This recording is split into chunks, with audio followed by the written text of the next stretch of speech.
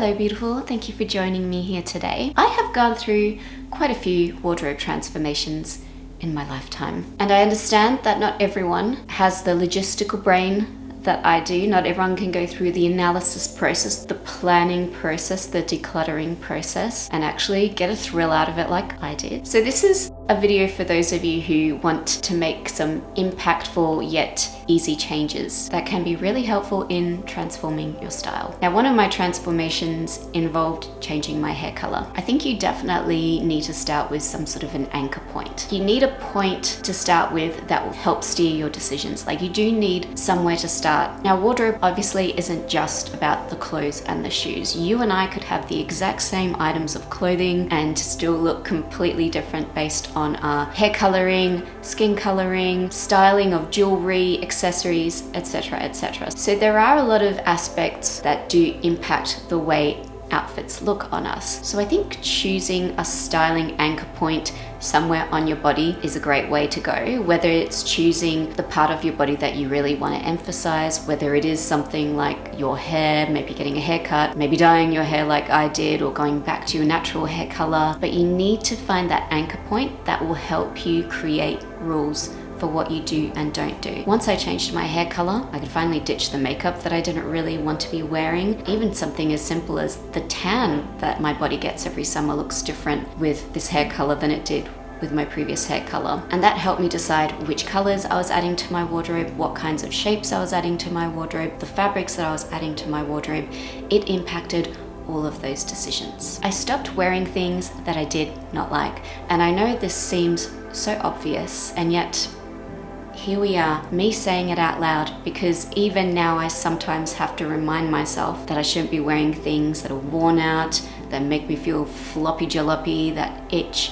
All these things are really, really important. And this is why I am so happy that I just received a new shipment from one of my favorite brands, Organic Basics, my go-to for all of life's essentials. They sent me some socks, which is brilliant. I really needed some of those. You can buy multi-packs over on Organic Basics. I also got a restock of my favorite triangle bralette made of organic cotton. I love these so much. I also got some new fitness wear, fold over pants, a matching organic cotton cami, this amazing long sleeve cotton t-shirt. Love this sort of a top for travel, for hiking, for exercise. I need this to protect me from the Australian sun. So I do have a discount code for Organic Basics. It's on the screen right now, and I have linked all of these items in the description box. Do check them out.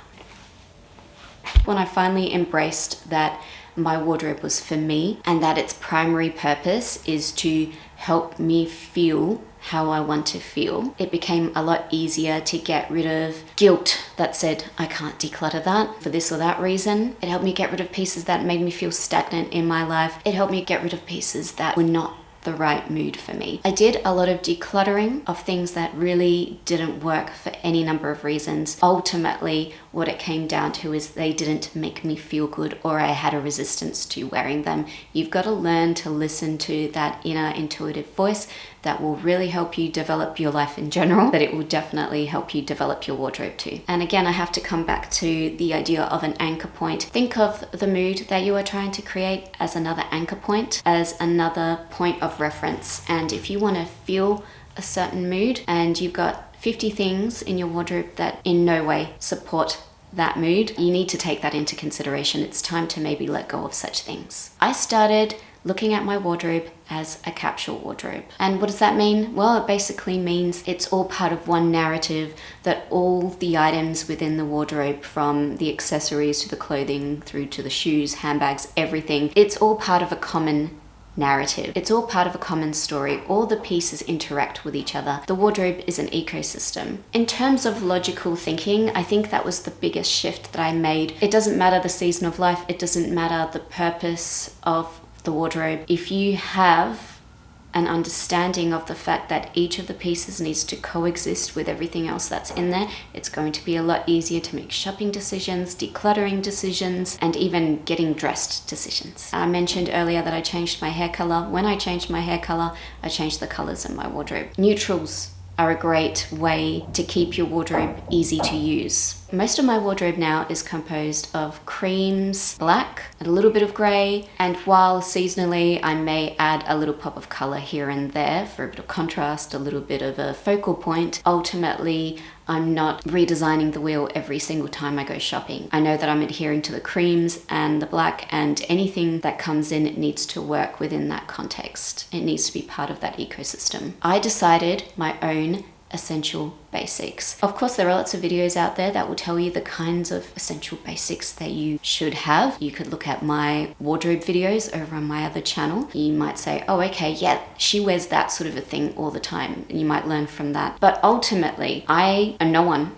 can tell you the basics that are essential for you. Is there a particular type of trouser that is the most useful for you in your life? Is there a particular kind of top that is most practical for you in your life? You need to decide what those pieces are, and the trick is to stick within those parameters. I guess the goal of style is more about practice rather than reinvention. You don't really want to be reinventing the whole wardrobe every time you go shopping or every time there's a new trend. What you really want to be doing is reinforcing the narrative and sometimes spicing it up a little bit with a trend piece here and there. Finally, I bought bridging pieces. I think bridging pieces are brilliant. I came up with that term.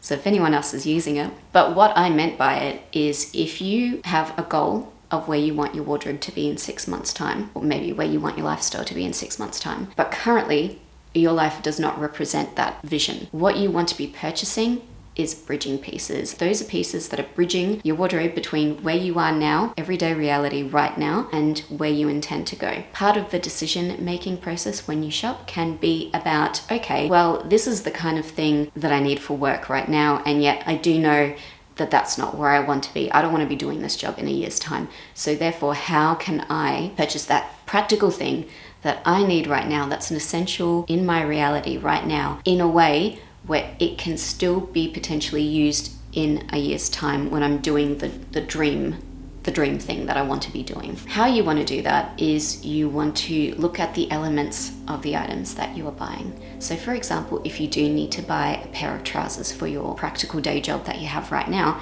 but you want to be living in the country in 6 months' time, maybe you're going to choose a shape that's a little bit more relaxed, a little bit more casual. Perhaps if it's the opposite, perhaps if you're studying and you want to be in a corporate job within a year's time, maybe you're going to adapt a style that's a little bit more tailored, a little bit more streamlined, something that you could easily match with a blazer and it would look sophisticated. But at this time now, you can just wear it with a turtleneck on your way to your studies. So what you're looking at, the item, you're breaking it down into color, texture, and shape. You're saying, okay, well, the requirement of my job is that the trousers are black. That's non-negotiable. You need to buy them in black. But then you can look at the shape, structured versus relaxed. The texture of the fabric will relate to that. If you're going for something more flowy, you're going to be buying a different fabric than something more structured. So if you look at every single item on your shopping list in that way, and you break down each feature of what you require, that will help you build a shopping list full of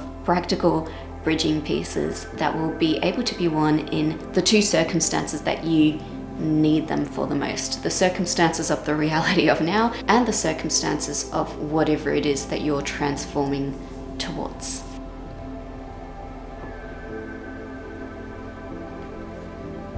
Well, I hope you found this video helpful. If you enjoy my style philosophy, you definitely want to check out my other channel. The videos, they're a little bit slower, they're a little bit more meditative, they're a little bit more soft life. You can sit with me and have a coffee and chat. They're definitely longer. And a massive thank you to you if you have already subscribed. I am reviving this channel and it really helps me out. When those of you who are loyal to it and want to watch it, simply hit that subscribe bell. It's something very simple you can do, and guess what? If you change your mind, you can just click it again. It costs you nothing. So that is a massive way in which you can support this channel and of course my other channel. Thank you so much again for joining me.